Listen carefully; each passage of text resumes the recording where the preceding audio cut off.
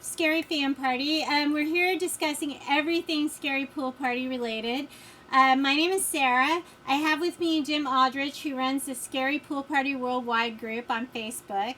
Amazing guy, huge fan of Homies. He has his own YouTube channel as well. I purposely asked him to do this for first podcast because I know that we're both huge fans of his, and we kind of bonded over the Facebook groups that have sprung up everywhere. So welcome, Jim. How are you today? How you doing, Sarah? And how you guys doing, Homie fans?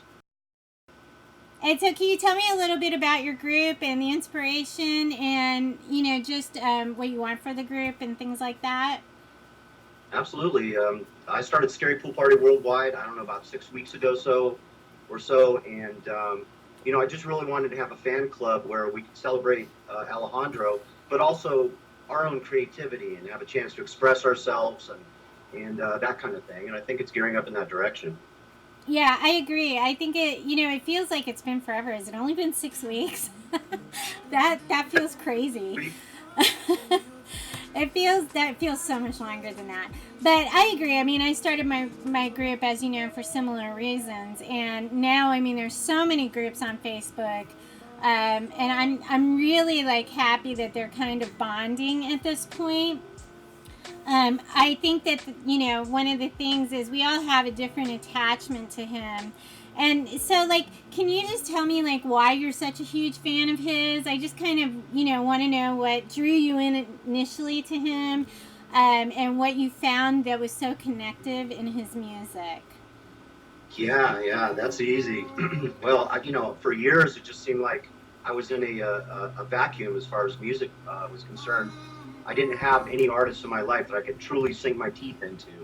And I've got artists that I felt like my cross to bear, like Radiohead, Sage Francis, and others, but nobody that I really could just immerse myself in and really get involved in their music and their vision until Alejandro. I agree. I think that similarly, I've never been this attached to an artist ever. I remember being fans of Guns N' Roses and Metallica, and I was, that hard rock type of person. But I'm a huge fan of Metallica still, but I still didn't connect to them the way that I connected to him. And I will never forget, for me, it was June 8th. It was the Instagram Live that he was crying, and I just remember laying in bed, and it was 12 o'clock at night, and I had to be up for clinical the next day, and I just laid there and cried with him, and I was like, this is insane. I don't even know why I like this guy so much. Obviously he's a prodigy and his music is insane, but the connection that his fans have to him is almost unparalleled, especially for me. I totally agree. And I've gone into the comment sections of other videos and stuff on YouTube and found fans really giving that praise. But there is just something wholly different about the response to Alejandro, and it started from the very beginning. I agree. He's got that prospect factor to him. Zion Williamson in the NBA this year was the #1 prospect, and anytime you have a prospect coming in, all the possibilities are there for him. And for him, all the possibilities were there with his skills at piano, guitar, his voice, and yet he hasn't disappointed. He still feels like a prospect to me. That's another one of the things that really drew me in. Yeah, I agree. I think that, from the second I saw him on Idol, I was just, a massive fan. And it wasn't even a gradual building up. I was a fan from the beginning. I never stopped watching him on Idol. I really miss Idol only for that reason. Because, right. I know he's not on there this year, so I'm not watching it because they're not going to be him. And it's not that I have anything against any of the other Idol contestants. I actually did like the other Idol contestants, but what I always said is they can sing. They're amazing singers, but they're just not him. And it's nothing taking away from them. It's more about who he is as an artist and a person. But speaking of Idol, it has been insane the last 4 months. I mean, if you think about the last 4 months and everything that it's happened with Alejandro, I mean, so he got off the show. The day after the show, he announced our summer tour. The summer tour sold out in what, 2 seconds? 15 Right. minutes? I think some of the shows took 15 minutes to sell out. And so that was kind of like, oh my God. Like, I think his management team was probably, okay, this is a little bigger than we thought it was going to be. So then he, like, announced the fall tour. He released tonight before the fall tour, right? Right. So he released tonight. He announced the fall tour, got invited to Lollapalooza, got invited to, you know, all of the shows. Life is Beautiful, Austin City Limits. I mean, now he's going to London. This is 4 months. Like, to me, that's insane. And Mexico. That's And the latest. Mexico just announced yesterday with Dave Matthews. Like, what? It's been 4 months. So, I don't know, like, I just, I'm just so excited because if this has happened in 4 months, what's going to happen in a year? Yeah, I've kind of stopped predicting what I think is going to happen in a year. So far, I've been gone, and even my wildest predictions, he seems to exceed them.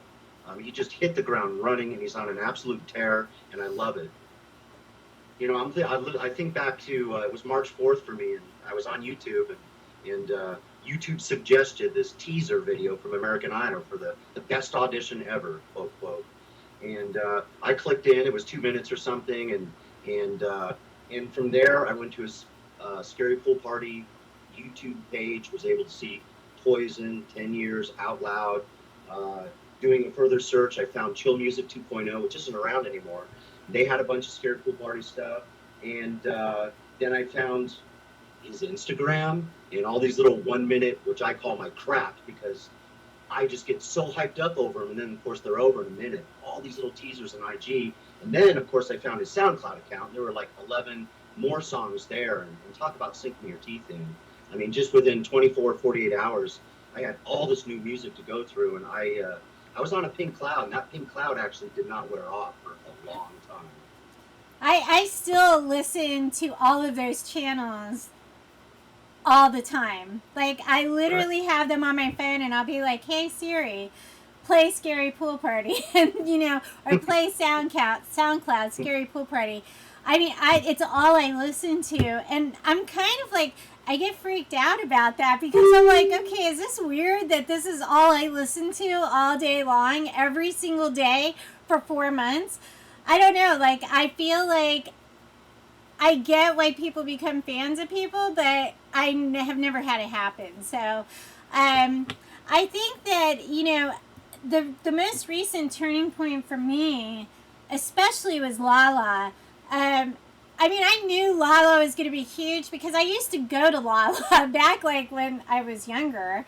And, you know, Perry Farrell considers himself like a huge artist. And for him to invite, you know, Alejandro to that music festival in particular, I think it's a huge nod because he does consider himself to be such an artist. And he literally broke up 3 bands because they were too popular. So, like, he is in it for the art. He doesn't care about the money. I'm sure he has fine as far as money. But I knew Lala was going to be amazing. And when when he came out on that stage at Park West, I mean, I can't even tell you what I thought. I was just like, oh my God, this is what he's been holding back on American Idol, because he always had that side, and people were kind of stressed out about the fact that he had this other side that was so, like, you know, alternative. But I mean, for the people that listen to all his stuff, I kind of feel like we already knew that was there. Yeah, we did. Well, and all the hints were there too, weren't they? I mean, you know, his favorite shirt is an Alice Cooper shirt. He said in the audition that Trent Reznor was one of his idols. Elsewhere, he said he liked Backtrack, which is like punk and hardcore rap.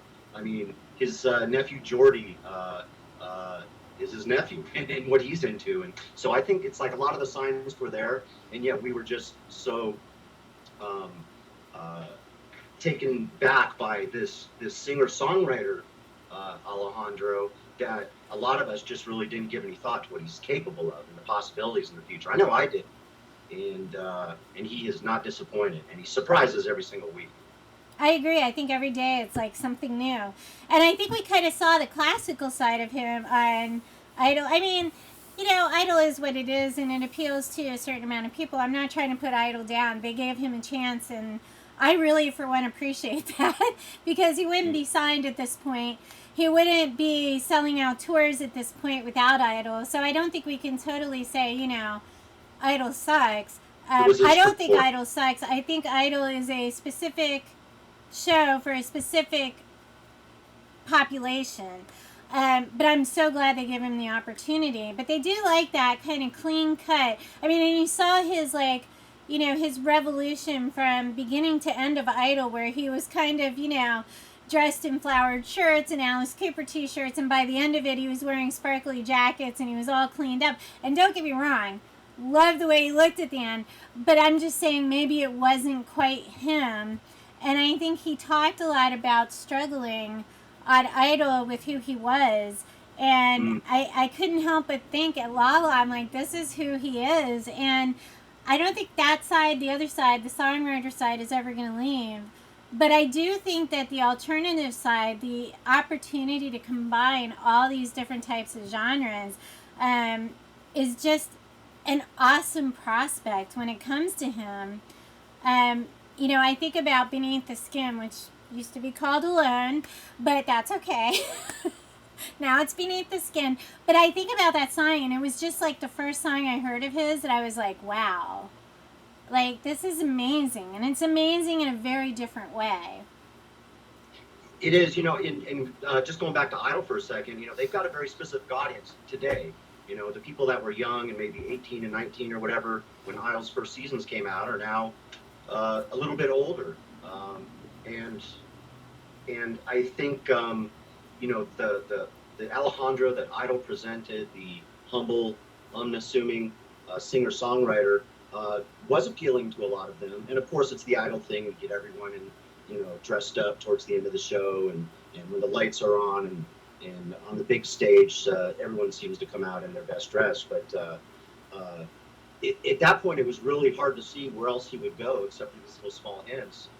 But I also, it needs to be said that he's Hispanic, he's Latino, and a lot of his fans that are Hispanic and Latino are also Catholic. And so when talking about these adjustments at Lollapalooza and Park West, we've got to consider that a large part of his fan base is in their 40s, a lot of them in their 50s and 60s and above, and a lot of them are Catholic too. And so part of people's not understanding the direction he was going, I think, just has to do with the kind of fan base he's got. I agree with you. I do think so for me, like, when I look at his fan base, I see all different ages. And it's, I guess because I'm a social media manager, I see Instagram, Twitter, Facebook, I see all of them separately, and YouTube. I think they apply to different age groups. And I think, Instagram is a lot younger crowd generally. I do think older people are going there now because he's on there. I mean, he has, 746,000 followers on Instagram. And a large portion of those are younger people. We do have, I don't know, what are we in, like the 24,000 range on Facebook between all the groups? About that. Yeah, so I think that, his fan base is huge. I think that it's limitless almost. And I honestly think he kind of has all of the makings of one of those generational stars like Elvis Presley or Prince. I think Prince did that as well. He just appealed to all ages of people because his music was so emotional and relatable. I mean, I think back to when Purple Rain came out, and I was like, I don't know, 10, 12. I don't know. I was young when that came out. Maybe I shouldn't say that on here. But anyway, I was young when that came out. But I remember being so emotionally, pulled to that song. I had the purple 45 too. I'll never forget it. I don't have it anymore. I wish I did. But I think it's easy to connect to that part of him because everybody can relate to being heartbroken. Yes. And, Yes. you know, I've been there. I had a really bad relationship, and actually the relationship was great. The breakup was horrible and just lasted forever. And I can kind of relate to that. He's emotional sometimes. He's heartbroken sometimes. You know, I think that he gets his feelings out in music, which I honestly love. I just don't think he's always going to appeal to everybody with some of his music, but I do think he has the ability to. I think he has the ability to make it palatable, because he's not quite all the way to alternative. He's not quite all the way to classical. You know, he kind of is a mishmash of all these different styles because he has all this different ability. Like, he's truly versatile, truly versatile. Go ahead, I'm sorry. No, and it's that mismatch that's really going to help. You know, I think that'll kind of tie everything together. I mean, it just occurred to me that whether you're young or old, people have a problem with seeing an artist as being any outside of just one lane. Like, okay, you're alt, or you're hardcore, or you're, I don't know, folk. You know, this Yes. new folk kind of thing that he's doing, and we want to create a little small identity, much like Idol did, right? Just a few little sound bites, a couple little facts about his life, and okay, that's him. And yet, I think he's got a job ahead of him, and I think he's actually doing this consciously. This is speculation, but I think he's doing it consciously.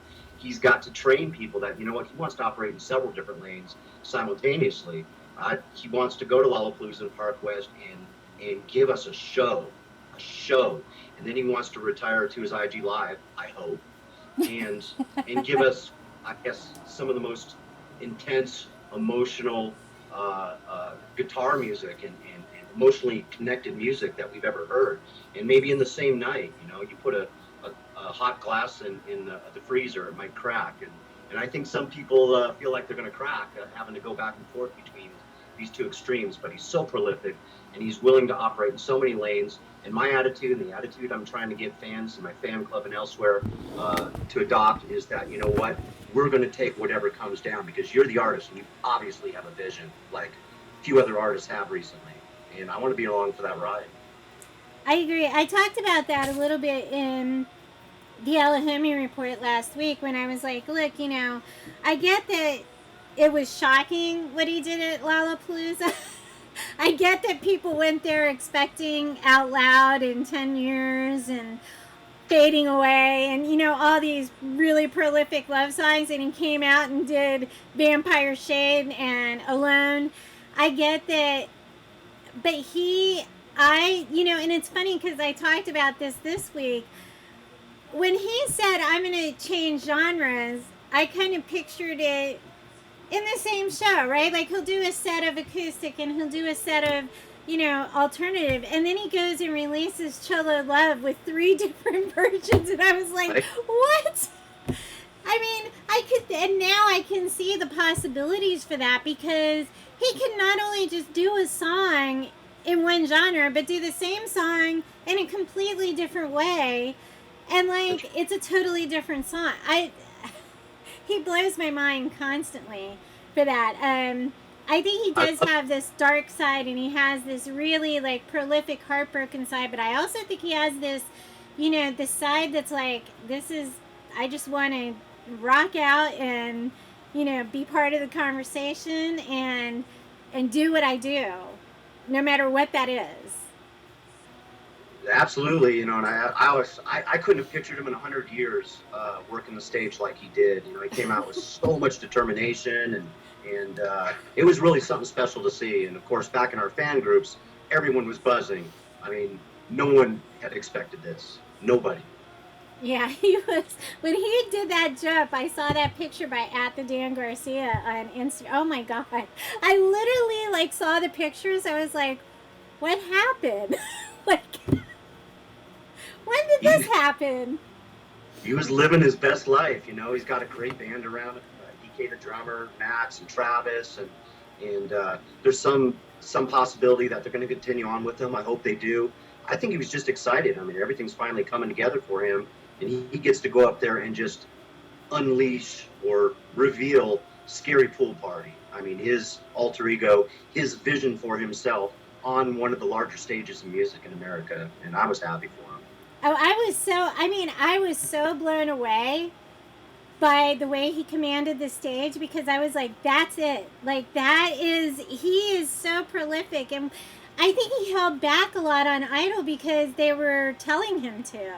You know, like, don't be that guy, be this guy. Like, and when he walked out there, I was glad to see he could overcome, because he does have those crazy fans, and we all know who we're talking about, and he does have those haters that are like, oh, he's a one-trick pony, and he's not as awesome as everybody says he is.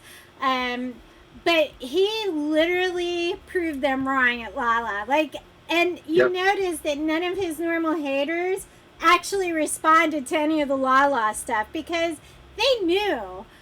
They were like, yeah, okay, got it. There was nothing to say except, boy, I wish I saw a video of this with a little better audio, but he silenced everyone after Lala. I think he did too. I was super psyched after I saw it. I was like, oh my God. I remember I was at work and it was so hard not to watch it, because I'm like in the break room, like trying to watch videos of Lala, and it was just insane. But I was so happy for him. Like, I'm so glad that he found it in himself to do that, to actually like get out there and just put everything on the line. And I think that that's what was missing from Idol. Not that anything was missing. Like, he's an amazing songwriter, and I love that side of him. I love the prolific love songs. I love your videos with the love songs.